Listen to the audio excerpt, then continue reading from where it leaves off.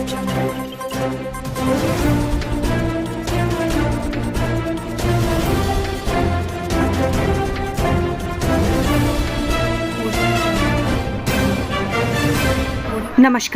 आपका हमारे news channel UK24 news में स्वागत है।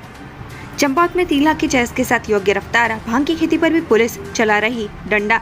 चंपावत में ऑपरेशन क्रैकडाउन अभियान के तहत पुलिस ने एक तस्कर को 3 किलो 270 ग्राम चरस के साथ गिरफ्तार किया है। आरोपी मैदानी इलाकों में चरस को ऊंचे दामों में बेचने आया था, लेकिन पुलिस के हत्थे चढ़ गया। उधर ग्रामीण क्षेत्रों में पुलिस भांग की खेती को नष्ट कर रही है। पहले शादी का झांसा दिया, फिर कई बार किया रेप, गर्भवती होने पर मुकर गया, युवक गिरफ्तार। उधम सिंह नगर जिले के दिनेशपुर क्षेत्र में शादी का झांसा देकर युवती का दुष्कर्म करने का आरोपी पकड़ा गया है। जब युवती गर्भवती हुई तो आरोपी शादी के वादे से मुकर गया था, साथ ही पीड़िता और उसके परिवार को धमका भी रहा था। UKSSC paper leak.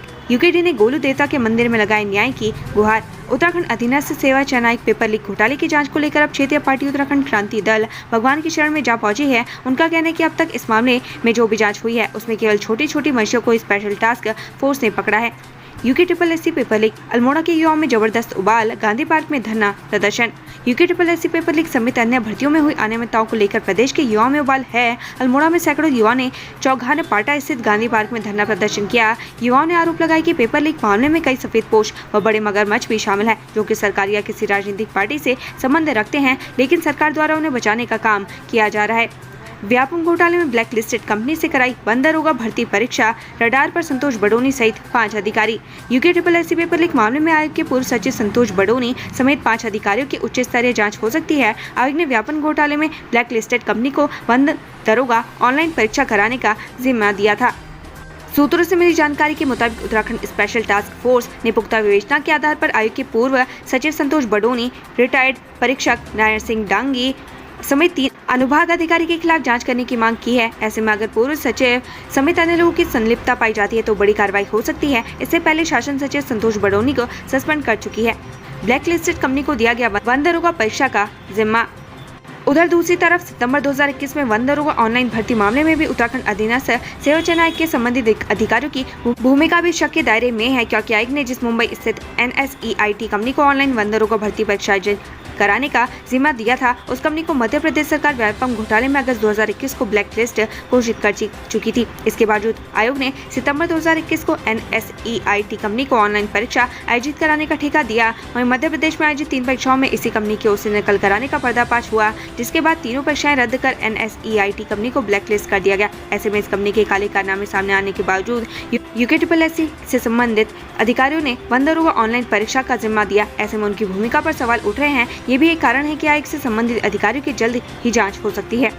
UKSSC paper leak मामले में 34 आरोपी गिरफ्तार। बता दें कि UKSSC पेपर लीक मामले में अब तक 34 लोग गिरफ्तार हो चुके हैं, जबकि फरार मास्टरमाइंड सैयद सादिक मूसा के ऊपर 25,000 का इनाम घोषित किया गया है, जिसको और अधिक बढ़ाने की भी तैयारी है। वहीं दूसरी तरफ वन दरोगा ऑनलाइन परीक्षा धांधली मामले में कई लोगों के खिलाफ रायपुर थाने में मुकदमा दर्ज किया गया था, जिसमें अभी तक हरिद्वार के 2 आरोपियों को गिरफ्तार कर जेल भेजा जा चुका है।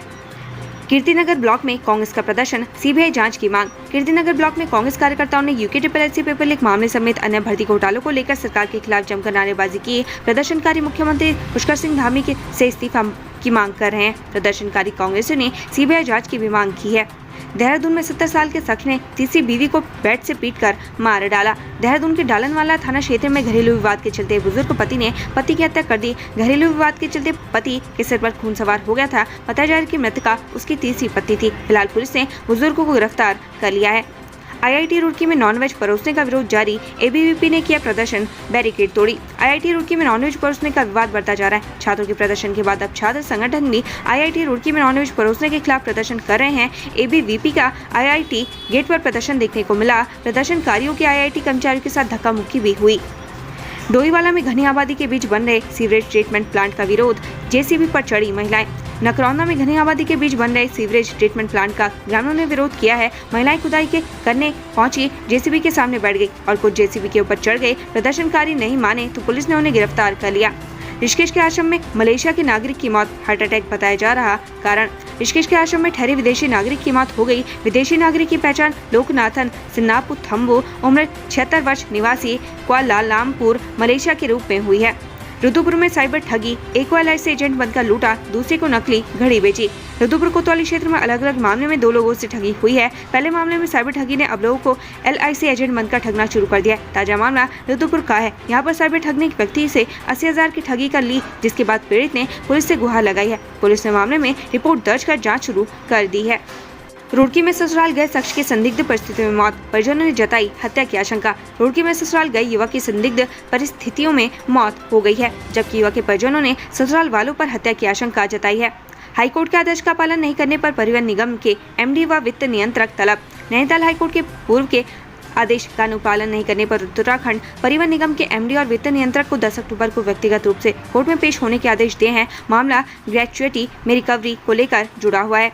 रामनगर में कबाड़ी की दुकानों और गोदामों पर छापेमारी, 2 का हुआ चालान। रामनगर प्रशासन ने शहर के कबाड़ी की दुकानों और गोदामों में चेकिंग अभियान चलाया, जिसके तहत 2 दुकानों पर पुलिस एक्ट के तहत चालान किया गया। इन दुकानों का कबाड़ रोड पर फैलाया हुआ था। बता दें कि पिछले दिनों रामनगर में कबाड़ी की दुकान में रखे सिलेंडर से गैस रिसाव हुआ था, जिसको लेकर प्रशासन ने कई दुकानों में छापेमारी की।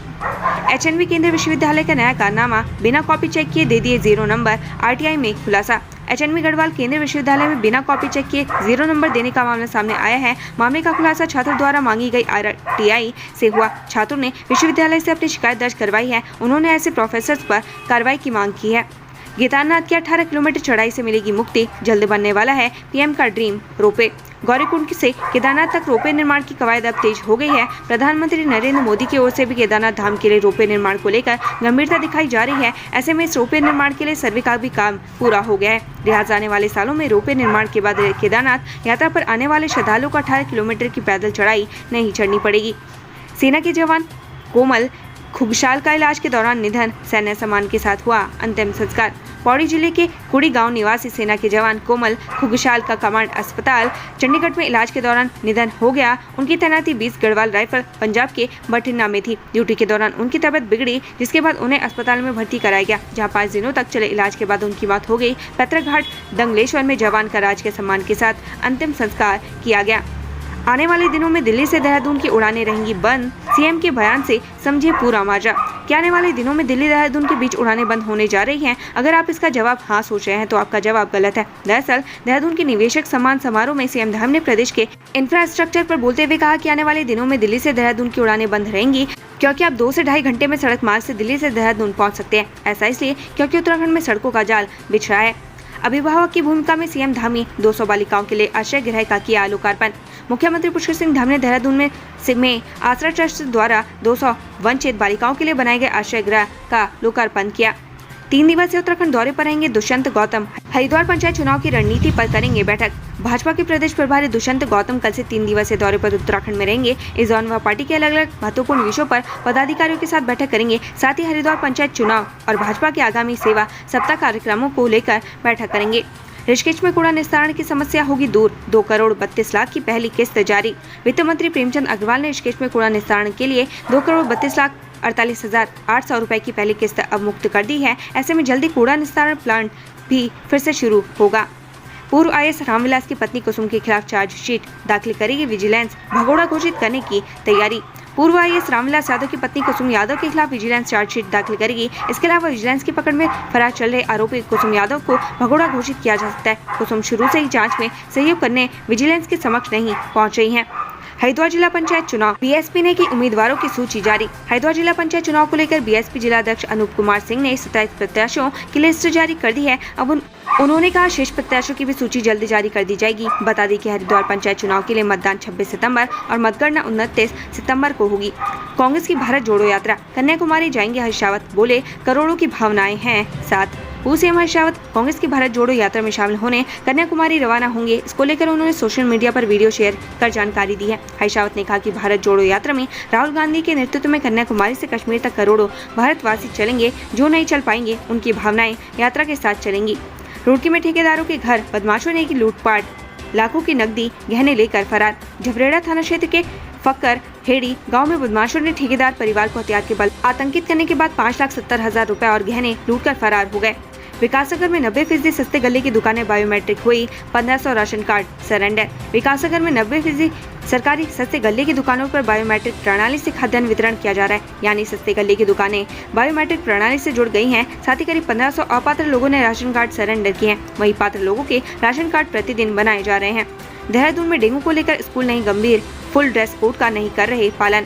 राजधानी देहरादून में डेंगू लगातार पैर पसार रहा है। डेंगू के बढ़ते संक्रमण को देखते हुए स्वास्थ्य विभाग ने भी कमर कस ली है। अब तक देहरादून में डेंगू के 55 मरीज मिले हैं। वहीं स्वास्थ्य विभाग ने स्कूली बच्चों को डेंगू से सेफ रखने के लिए शिक्षा विभाग को सभी स्कूल में फुल ड्रेस कोड लागू किए जाने को कहा है। इसके बावजूद स्कूल निर्देशों का पालन नहीं कर रहे हैं।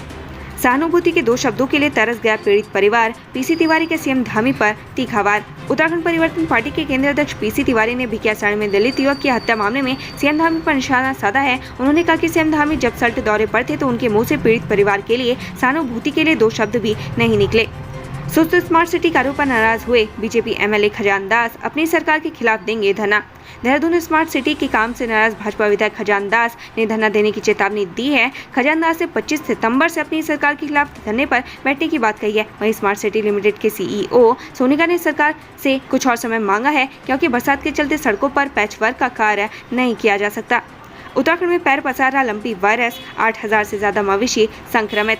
उत्तराखंड के मैदानी जिलों के बाद अब पहाड़ी जिलों में भी लंपी वायरस पैर पसार रहा है। इस संक्रमण की चपेट में 8000 से ज्यादा मवेशी आ चुके हैं, जबकि 150 से ज्यादा मवेशियों की मौत हो चुकी है। ऐसे में पशुपालन विभाग ने प्रदेश भर में सतर्कता बरतने के निर्देश दिए हैं। उत्तराखंड से संबंधित ऐसी खबरें पाने के लिए हमारे चैनल को लाइक व